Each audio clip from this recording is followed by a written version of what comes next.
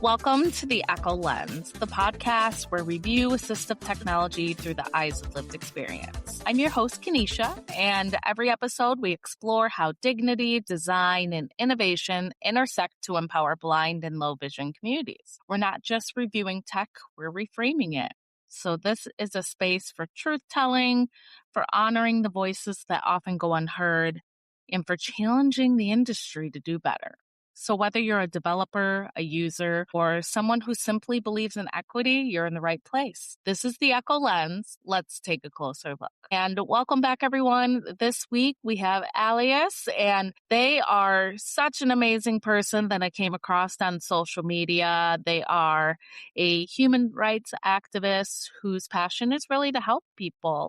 And he lives with a visual impairment. I'll let him tell a little bit of his story, but he completed his higher education in Canada. So you received your first bachelor's in sociology from the University of British Columbia, second bachelor's degree in teacher education, and you're located in Canada, which is really cool. So I'm super excited that I found you. Your story is very, very amazing. You are an author to an amazing book called Turning Impossibility into Reality, A Journey Beyond Limits.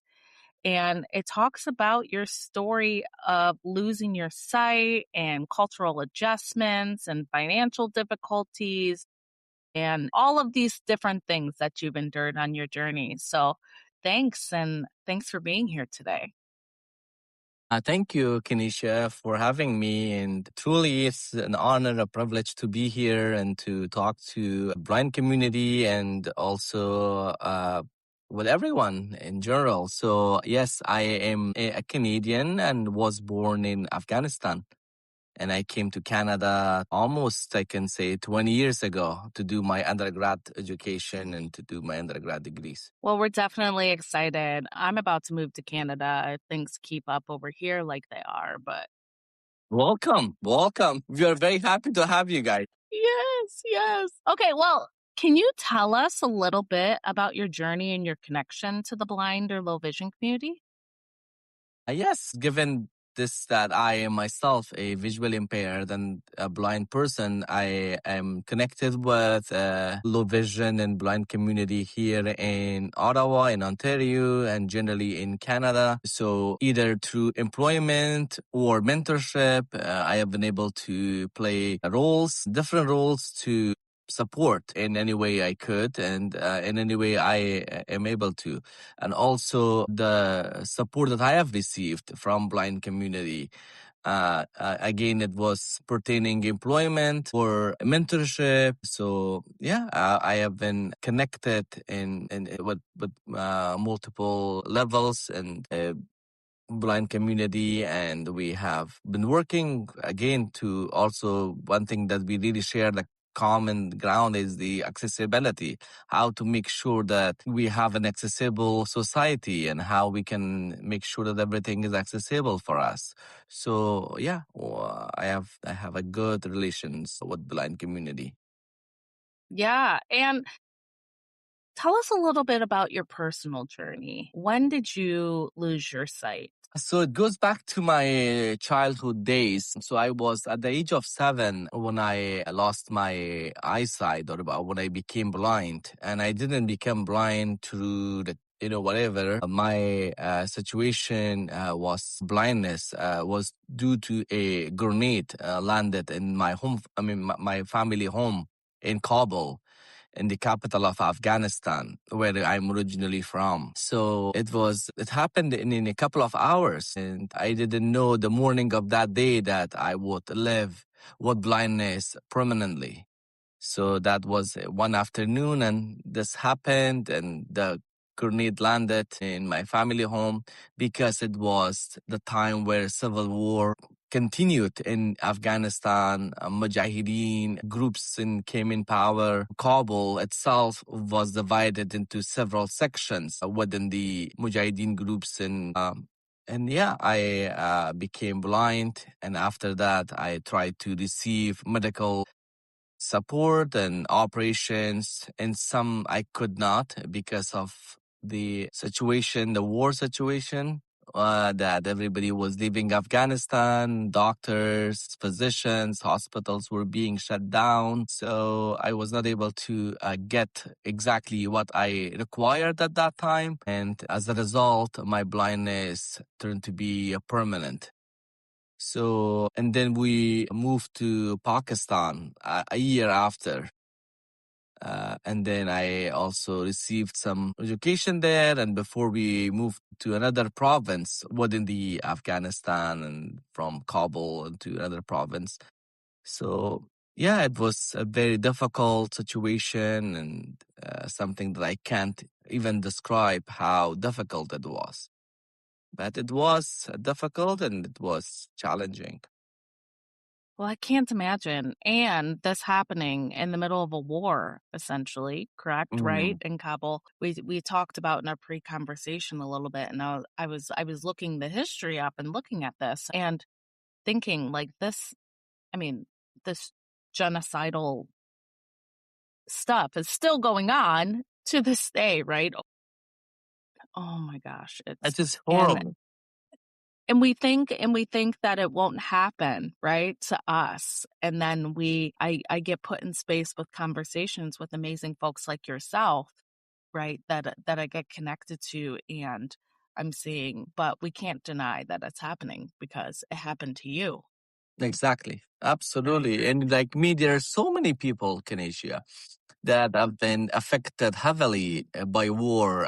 Either was and is displacement, disability, killing. Unfortunately, that side of the world has never been, I cannot say has never been, but it was, at least in my age, I did not witness, or at least my generation didn't see peace in that region.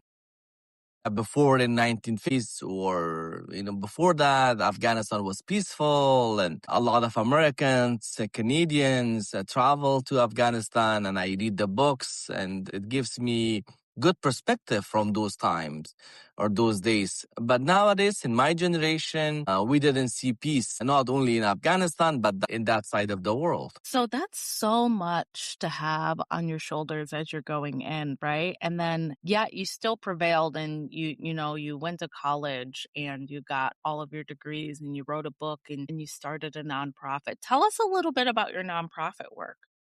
So, Kenisha, when I lost my eyesight, I never lost my hope. And that's why my last name is Omeed. And Omeed means hope in Persian. Because I never thought what I do not have. I always thought, and I still think, and I will be thinking that what I have and what I can do with what I have. So when this happened, obviously I started to receiving education and building connections and learning more about myself and learning more about the society, learning more about the world and all that. Because I'm sure all blind folks out there will will share this feeling that blindness or disability, in my opinion at least, it gives you an opportunity to think who you are. And it gives you an opportunity to discover your skills, your hidden skills. So to me, that blindness is a turning point in my life. And I have learned a lot from my disability, from my challenges. I believe that we learn from our challenges a lot versus when we are privileged. So at the age of 15, 18, 19, between 15 to 20, I learned about nonprofit world, about nonprofit organizations, their active roles, what they can do to a society, and how people could be benefited by these local/international organizations, specifically when it comes to nonprofit world. So I started thinking about and I started working. So I joined an organization when we returned from Afghanistan, or moved back from Pakistan to Afghanistan, with an organization called CRS, and it stands for Catholic Relief Services.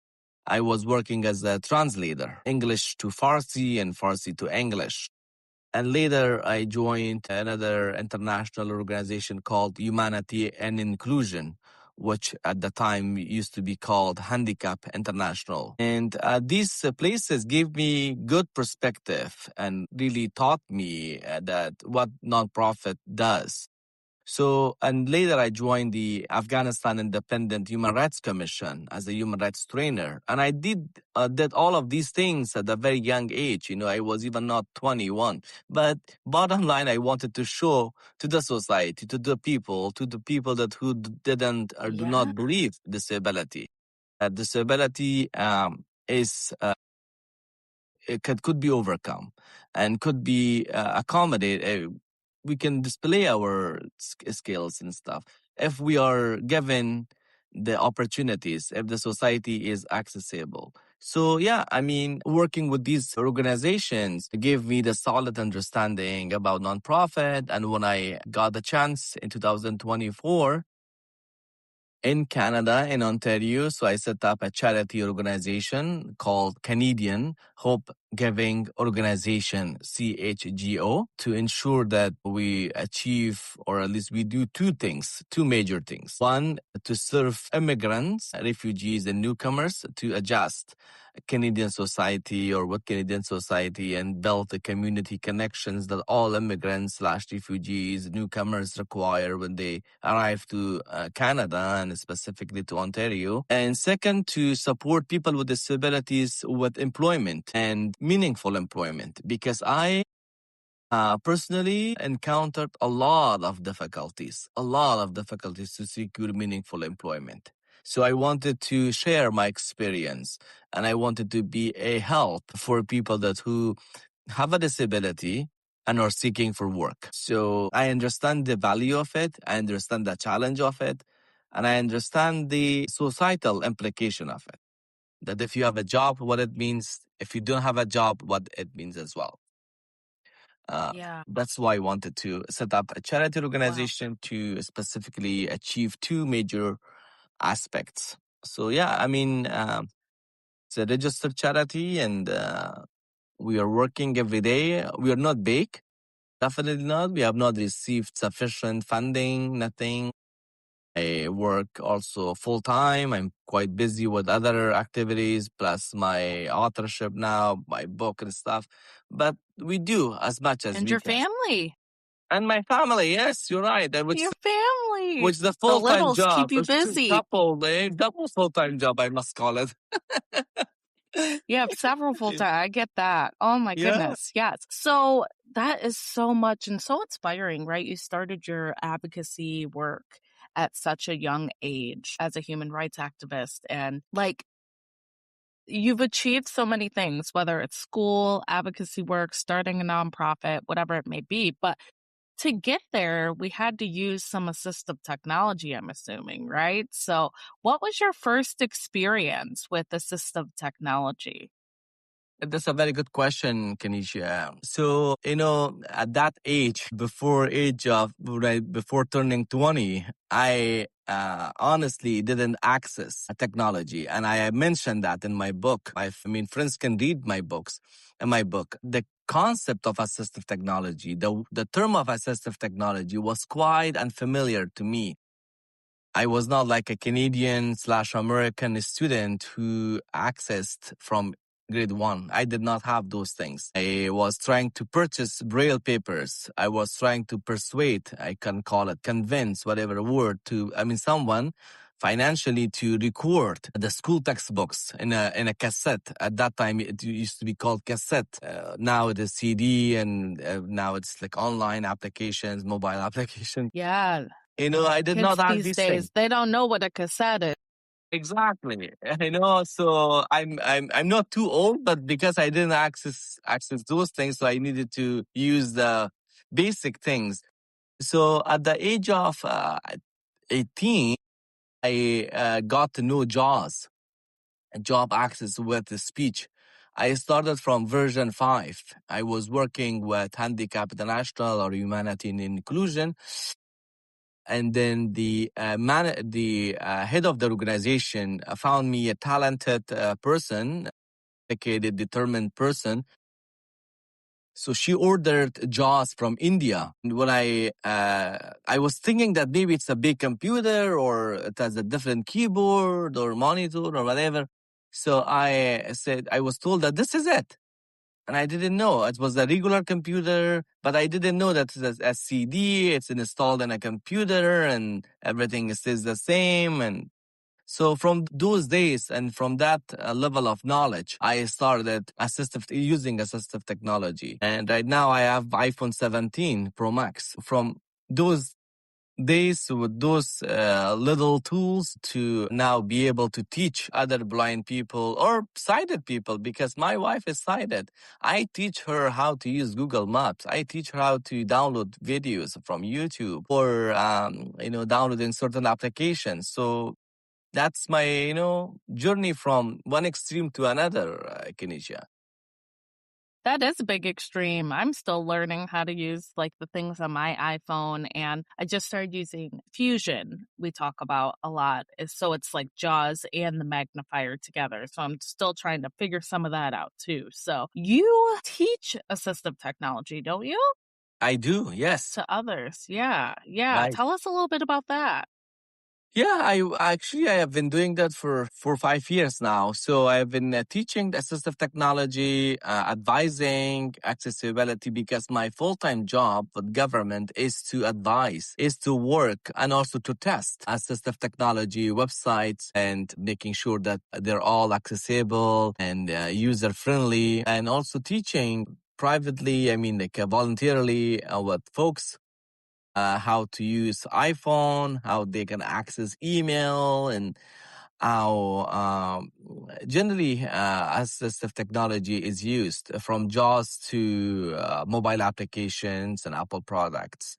So not only in my role with government of Canada, but also voluntarily and in my free time, I help blind folks and sighted folks. I love that. I love that. And so you're immersed in the technology so deep right now, and a lot of we love to talk about what we'd love to see. Like, is there a tool or some technology that you wish existed today, like that would just make things so much easier? What do you think? Yeah, it's a good question. I think there are so many things that we as blind people require and would like to see better things. Like sometimes I see